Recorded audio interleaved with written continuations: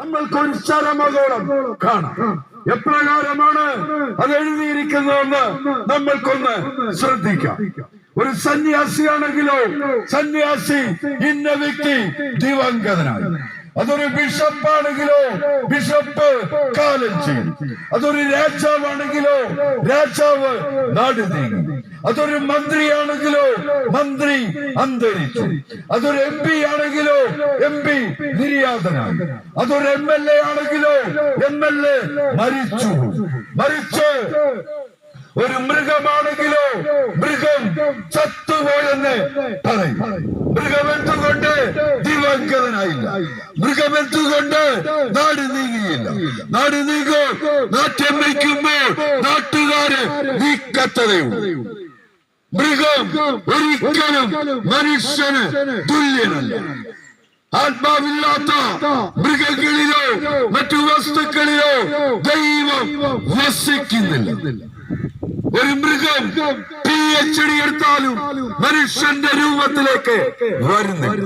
മറിച്ച് ഒരു PhD-കാരൻ ഒറ്റ നിമിഷം കൊണ്ട് മൃഗമായി തീരാം. എപ്പോഴൊക്കെയാണ് മനുഷ്യൻ മൃഗമായി തീരുന്നത്? തന്നോടുകൂടെ ജീവിക്കുവാൻ ദൈവം കൊടുത്ത തക്ക തുണയായ ഭാര്യയെ നിലത്തിട്ട് ചവിട്ടുന്നവൻ മനുഷ്യനാണോ മൃഗമാണോ? നിങ്ങളുടെ മനസ്സാക്ഷിക്ക് വിടുന്നു. കള്ളിനും കഞ്ചാവിനും വാറ്റുചാരായത്തിനും അടിമയാണ്. സ്വന്തം കുഞ്ഞുങ്ങളോട് കരുണയില്ലാത്തവൻ, അപ്പനെയും അമ്മയും ബഹുമാനിക്കാത്തവൻ, ജാതിയുടെയും മതത്തിന്റെയും പേരിൽ തെരുവിൽ കുത്തി വളർത്തുന്നവൻ മനുഷ്യനാണോ മൃഗമാണോ? നിങ്ങളുടെ മനസ്സാക്ഷിക്ക് വിടും. പല ഭവനങ്ങളിലും സന്തോഷമില്ല, സമാധാനമില്ല.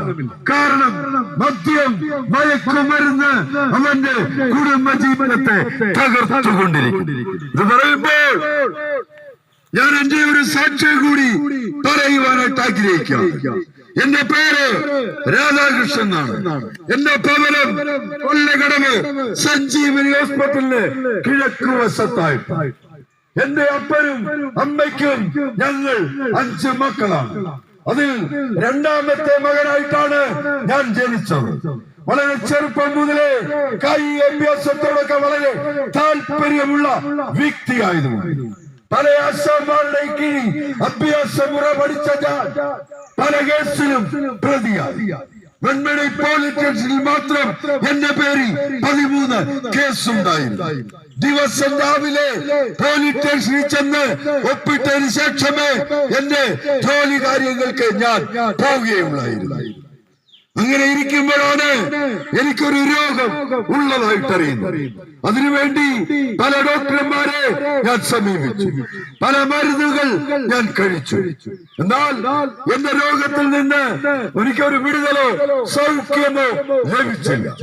ആകെ നിരാശനായ ഞാൻ പല സന്ദർഭങ്ങളിലും ആത്മഹത്യയെ കുറിച്ച് ചിന്തിച്ച അവസരം എന്റെ ജീവിതത്തിൽ ഉണ്ടായില്ല. അങ്ങനെ 1990 കൊഴുവല്ലൂർ നിന്ന് വിവാഹം കഴിക്കുവാനായിട്ട് ഇടയായിത്തീർന്നു. 1 വർഷം വരെ വലിയ കുഴപ്പമില്ലാതെ കാര്യങ്ങൾ മുന്നോട്ട് പോയി. എനിക്കൊരു മകൾ ജനിച്ചു. അങ്ങനെ വീണ്ടും പഴയ സ്വഭാവത്തിലേക്ക്, മദ്യപാനത്തിലേക്ക്, മയക്കുമരുന്ന് ഉപയോഗത്തിലേക്ക് ഞാൻ കടന്നു. എന്റെ ഭാര്യയെയും 1 വയസ്സുള്ള മകളെയും വളരെ മൃഗീയമായി ഞാൻ മർദ്ദിച്ചു. അങ്ങനെ എന്റെ വീട്ടുകാർ എന്നെ ആലപ്പുഴ വണ്ടാനം മെഡിക്കൽ കോളേജിൽ സെല്ലിൽ അടയ്ക്കുവാനായിട്ട് ഇടയായിത്തീർന്നു. ചില ദിവസം കഴിഞ്ഞ് ഞാൻ എന്റെ ഭവനത്തിൽ വരുമ്പോൾ എന്റെ ഭാര്യയെയും മകളെ കാണാനില്ല. അങ്ങനെ ഞാൻ എന്റെ വീട്ടുകാരോട് തിരക്കുമ്പോൾ അവർ പറഞ്ഞു, ഞങ്ങൾ അവിടെ അവരുടെ വീട്ടിൽ കൊണ്ടുചെന്ന് വിട്ടു. അങ്ങനെ ഞാൻ എന്റെ ഭാര്യ വീട്ടിൽ ചെല്ലുമ്പോൾ അവരെന്നെ അവിടെ കയറ്റിയില്ല. അവരെന്നെ അവിടുന്ന് ഇറക്കി വിട്ടു. ആകെ നിരാശനായ ഞാൻ കൊഴുവല്ലൂർ വേട്ടിൽ ചെന്ന് ചില ദിവസം കിടന്നു. ഇപ്പോഴത്തെ മന്ത്രിയായിരിക്കുന്ന സഖാവ് സജി ചെറിയാനും CPM-ന്റെ സഖാക്കളായിട്ടുള്ള ചില സഖാക്കൾ ചേർന്ന് എനിക്ക് ഭക്ഷണം തരികയും എന്നെ ഹോസ്പിറ്റലിൽ കൊണ്ടുപോവുകയും അതിനുശേഷം കൊഴുവല്ലൂർ പൂതക്കുന്ന് കോളനി എന്ന് പറയുന്ന ഒരു കോളനി എനിക്കൊരു അല്പസ്ഥലം തരികയും അവിടെ ഒരു ഷെഡ് വെച്ച് തന്ന് എന്നെ താമസിപ്പിക്കുവാനായിട്ട് ഇടയായിത്തീർന്നു. അങ്ങനെ എനിക്ക് രണ്ടാമത് ഒരു മകൾ കൂടി ജനിച്ചു. അങ്ങനെ ഞാൻ മുളക്കുഴ DYFIയുടെ വില്ലേജ് സെക്രട്ടറിയും CPM-ന്റെ ബ്രാഞ്ച് സെക്രട്ടറിയും ലോക്കൽ കമ്മിറ്റി മെമ്പറും CIT യൂണിയന്റെ വാർഡ് മെമ്പറുമായിട്ട് ഏതാണ്ട് 25 വർഷക്കാലം CPM-ൽ പ്രവർത്തിച്ച ഒരു സഖാവ് കൂടിയാണ്. ഇപ്പോഴത്തെ മന്ത്രിമാരായിരിക്കുന്ന സഖാവ് ആരോഗ്യവകുപ്പ് മന്ത്രി വീണ ജോർജും സഖാവ് സജി ചെറിയാനും മുൻ മന്ത്രിമാരായിരുന്ന സഖാവ് വിദ്യാഭ്യാസ മന്ത്രി MA ബേബി സഖാവും ധനകാര്യ വകുപ്പ് മന്ത്രിയായിരുന്ന സഖാവ് തോമസ് ഐസക്കും ഒക്കെ ആയിട്ട് നല്ല ബന്ധമുള്ള ഒരു വ്യക്തിയായിരുന്നു ഞാൻ. എന്നാൽ ഈ സമയത്തേക്കും എന്റെ മദ്യപാനത്തിൽ നിന്നോ മയക്കുമരുന്ന് ഉപയോഗത്തിൽ നിന്നോ എന്റെ പാപ സ്വഭാവത്തിൽ നിന്നോ എനിക്കൊരു വിടുതലോ സൗഖ്യമോ ലഭിച്ചില്ല. അങ്ങനെ ആകെ നിരാശനായ ഞാൻ വിഷം വാങ്ങിച്ചു വെച്ച് എന്റെ 2 കുഞ്ഞുങ്ങളും ഭാര്യയും ഒത്ത് ആത്മഹത്യ ചെയ്യുവാൻ ഇരുന്ന പല സന്ദർഭങ്ങൾ എന്റെ ജീവിതത്തിൽ ഉണ്ടായില്ല. ഇതിനുശേഷം പല പോലീസ് സ്റ്റേഷനുകളിൽ, ചെങ്ങന്നൂർ പോലീസ് സ്റ്റേഷൻ, കോടതി, excise office, Karikkulam police station, Alappuzha police station, അങ്ങനെ വിവിധ പോലീസ് സ്റ്റേഷനുകളിൽ എന്റെ പേരിൽ നിരവധി കേസുകൾ ഉണ്ടായി. എന്നാൽ 2001-ൽ ഈ കർത്താവായ യേശു ക്രിസ്തുവിനെ എനിക്കറിയുവാനായിട്ട് ഇടയായിത്തീർന്നു. എന്റെ കയ്യിൽ ഇങ്ങനെ ഒരു ബൈബിൾ ലഭിച്ചു. ഈ ബൈബിൾ ഞാനിങ്ങനെ വായിച്ചപ്പോൾ സൗഖ്യം കൊടുക്കുന്ന ഒരു യേശുവിനെ പറ്റി എനിക്ക് ബൈബിളിൽ വായിക്കുവാൻ കഴിഞ്ഞു. കുഷ്ഠരോഗിയെ സൗഖ്യമാക്കിയ ഒരു യേശു, മുടന്തരെ നടത്തുമാറാക്കിയ യേശു, നാളുകളായി രക്തസ്രാവം സംഭവിച്ച ഒരു സ്ത്രീയെ പറ്റി എനിക്ക് ഈ ബൈബിളിൽ വായിക്കുവാൻ കഴിയും. ആ സ്ത്രീക്കുണ്ടായിരുന്ന സമ്പത്ത് മൊത്തം വിറ്റ് അനേക വൈദ്യന്മാർക്ക് കൊടുത്ത് അവരുടെ ജീവിതം നാശത്തിലേക്ക് പോയിക്കൊണ്ടിരിക്കുമ്പോഴാണ് ഈ കർത്താവായ യേശു ക്രിസ്തുവിനെ പറ്റി അവരറിയുന്നത്. അങ്ങനെ ഈ കർത്താവിനെ അറിയണമെന്നുള്ള ഒരു വാഞ്ച അവരുടെ മനസ്സിൽ ഉണ്ടായി. അങ്ങനെ വലിയൊരു പുരുഷാരം കടന്നു വരുന്നത് അവർ കണ്ട് അവളെ ഓടിച്ചെന്നു. എന്നാൽ അവർക്ക് ഈ കർത്താവിനെ കാണുവാൻ സാധിച്ചില്ല. അങ്ങനെ അവർ ചെന്ന് ഈ കർത്താവിന്റെ വസ്ത്രത്തെ തൊടുവാൻ ഈ സ്ത്രീക്ക് ഇടയായിത്തീർന്നു. ആ നിമിഷം അവർ സൗഖ്യം പ്രാപിച്ചു. അത് മാത്രമല്ല,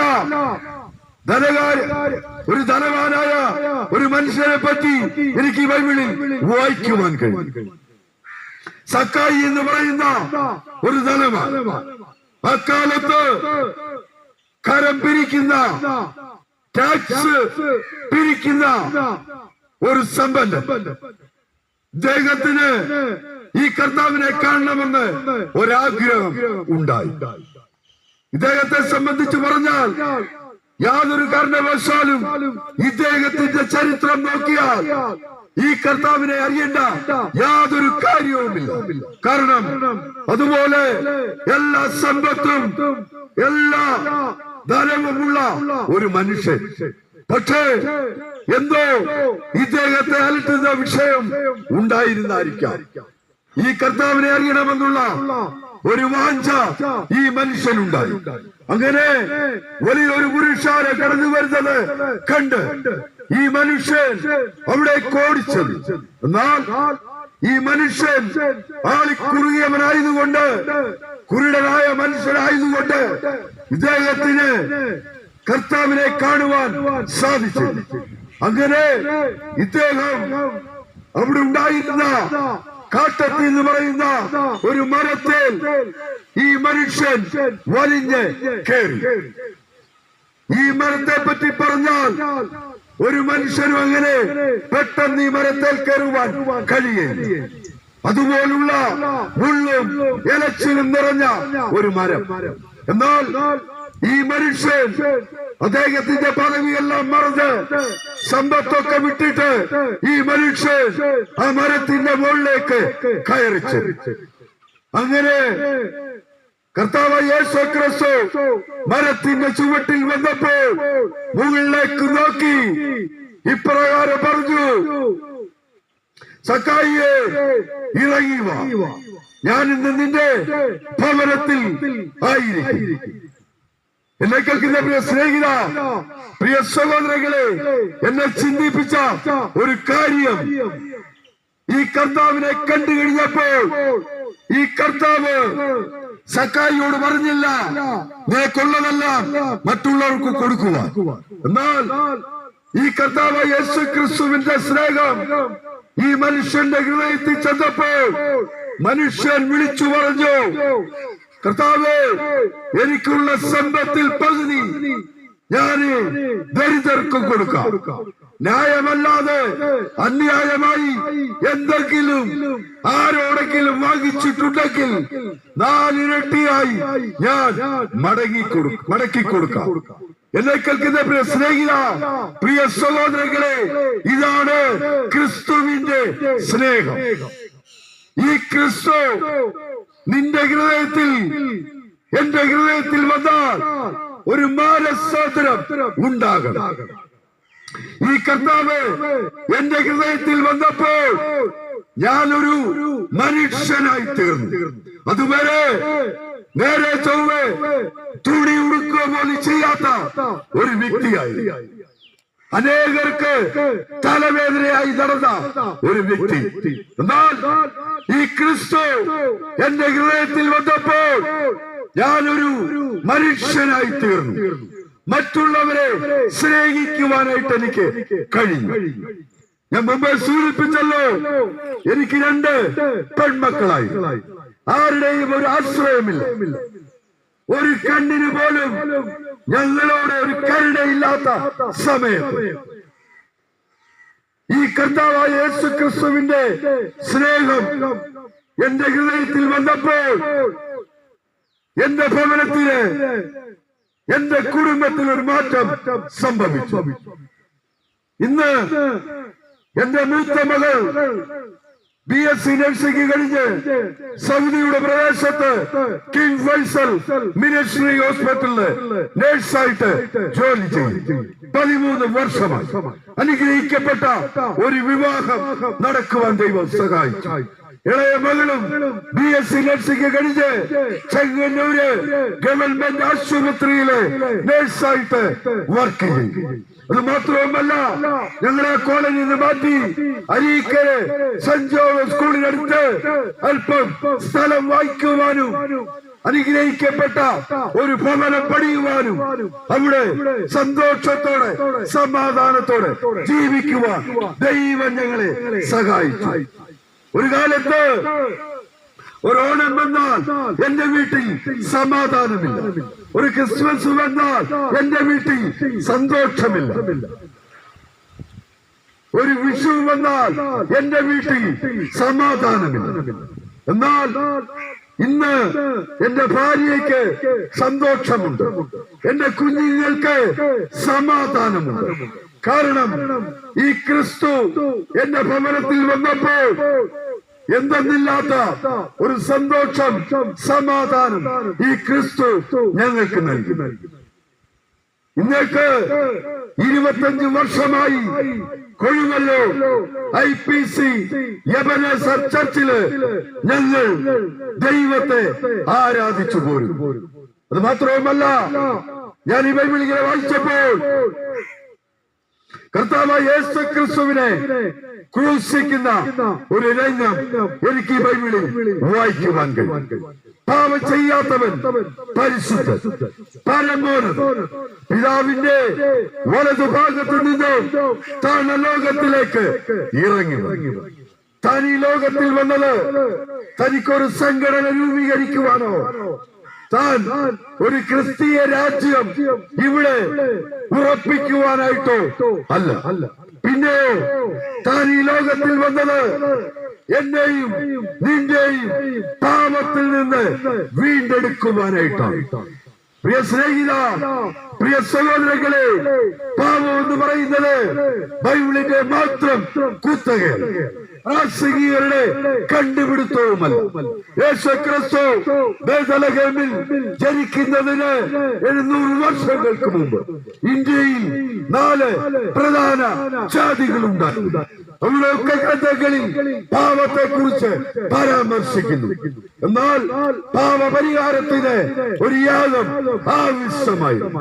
അന്ന് അതിനാരും ഒരുങ്ങാതിരുന്ന സമയത്ത് പിതാവായ ദൈവത്തിന്റെ ഓമന കുമാരൻ കർത്താവായ യേശു ക്രിസ്തുവിനെ ലോകത്തിലേക്ക് അയച്ചു.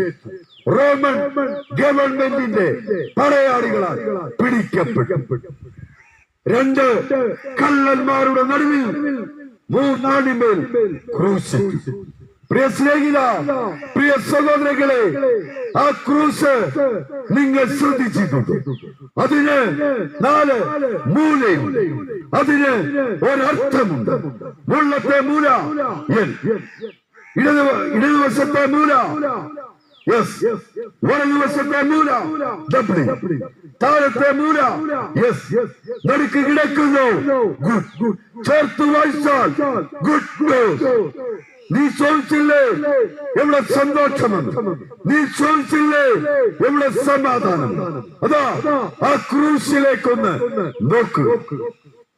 ഇന്ന് അനേക റെയിൽവേ ട്രാക്കിലും സൈനൈഡിലും ആഞ്ഞിലിക്കൊമ്പിലും ആശുപത്രിയിലും ആത്മഹത്യ ചെയ്യുമ്പോൾ അതാ ആ ക്രൂശിലേക്കൊന്ന് നോക്കുക. അവനാണ് സന്തോഷം തരുന്നത്, അവനാണ് സമാധാനം തരുന്നത്, അവനാണ് വീണ്ടെടുപ്പുകാരൻ. എന്നെ കേൾക്കുന്ന പ്രിയ സ്നേഹിത, പ്രിയ സഹോദരങ്ങളെ, ദൈവത്തിന്റെ വചനം ഇപ്രകാരം പറയും: അധ്വാനിക്കുന്നവരും ഭാരം ചുമക്കുന്നവരുമായുള്ളവരെ എല്ലാവരും എന്റെ അടുക്കിലേക്ക് വരും, ഞാൻ നിങ്ങളെ ആശ്വസിപ്പിക്കാമെന്ന് ദൈവം വിളിച്ചു പറയും. ആരെങ്കിലും എന്റെ വചനം കേട്ട് ആ ഹൃദയവാതി ഒന്ന് തുറന്നു തന്നു, ഞാൻ അവനോടും അവൻ എന്നോട് കൂടെ അത്താഴം കഴിക്കുമെന്ന് ദൈവം വിളിച്ചു പറയും. ദൈവത്തിന്റെ വചനം ഇപ്രകാരം പറയും: മദ്യപാനി സ്വർഗരാജ്യത്തിൽ കടക്കുകയില്ല. പുകവലിക്കുന്ന നിന്റെ ഹൃദയത്തിൽ ദൈവം വസിക്കുവാനായിട്ട് ആഗ്രഹിക്കുന്നു. നമ്മുടെ ഭവനത്തിൽ ഒരു അതിഥി കടന്നു വരുമ്പോൾ നമ്മളെപ്പം പുക കൂടുതലിട്ടാൽ അവൻ ആരോടും പറയാതിറങ്ങി. അങ്ങനെയാണെങ്കിൽ പുകവലിക്കുന്ന നിന്റെ ഹൃദയത്തിൽ ദൈവം വസിക്കുമെന്ന് ഒരിക്കലുമില്ല. പ്രിയ സ്നേഹിത, പ്രിയ സഹോദരങ്ങളെ, ദൈവത്തിന്റെ വചനം ഇപ്രകാരം: മറ്റൊരുത്തരിലും രക്ഷയില്ല. രക്ഷിക്കപ്പെടുവാൻ ആകാശത്തിന്റെ കീഴിൽ മനുഷ്യരുടെ നൽകപ്പെട്ട യേശുക്രിസ്തുവിന്റെ നാമമല്ല മറ്റൊരു നാമം ഇല്ല. അതുകൊണ്ട്